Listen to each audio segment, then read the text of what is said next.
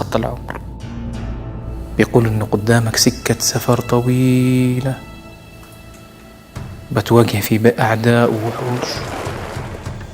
يلا يا رجال، أي غلطة بترتكب أنت والهلافيت هذول اللي معاك ما تفيكم الثمن غالي. تفهم؟ طريق الخير صعب، يحتاج إنسان قوي وشجاع مؤمن فيه، لكن طريق الشر سهل، يلزمك إنك تتخلى عن إنسانيتك وأخلاقك. احنا شياطين الإنس يا نص، وعادهم ما شافوا من الجمل إلا الأذان. بس العتب مش عليكم، العتب على الزمن المعكوس اللي خلاكم تتأسدوا وتستأصلوا وتكبروا علينا. انت ما تعرفش الايام كيف، يوم معك يوم ضدك، واليوم اللي واقف معك بكره يقلب ضدك. ليش يا شيخ ناصر؟ احترم نفسك واعرف انت تتكلم مع من؟ تتكلم مع شيخ المشايخ الشيخ ناصر. لا قال لها دور الدور.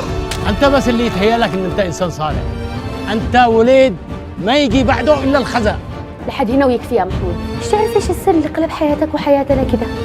يا مسهل القضيه يا نصير، كلنا نقدر نوقع، لكن الرجل الصح اللي يمسك نفسه وقت الوقع.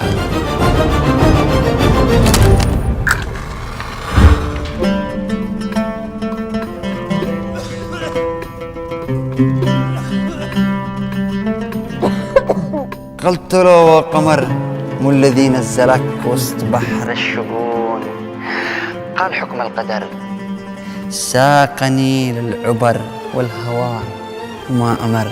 كيف كان أكون؟ من امس واني مدري مالني، وقمت من النوم وقلبي مقبوض.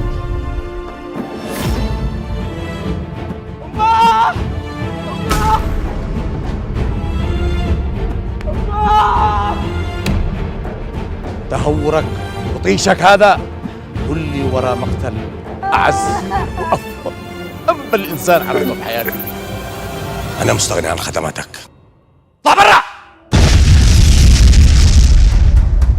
واللي ولاؤه ومصلحته الخارج الدائرة العسكرية ما يستحقش الشرف لبس البدلة العسكرية. كلكم مجرمين. عيالي بيموتوا، انا وعيالي ما لقيتش دخل باليسبول.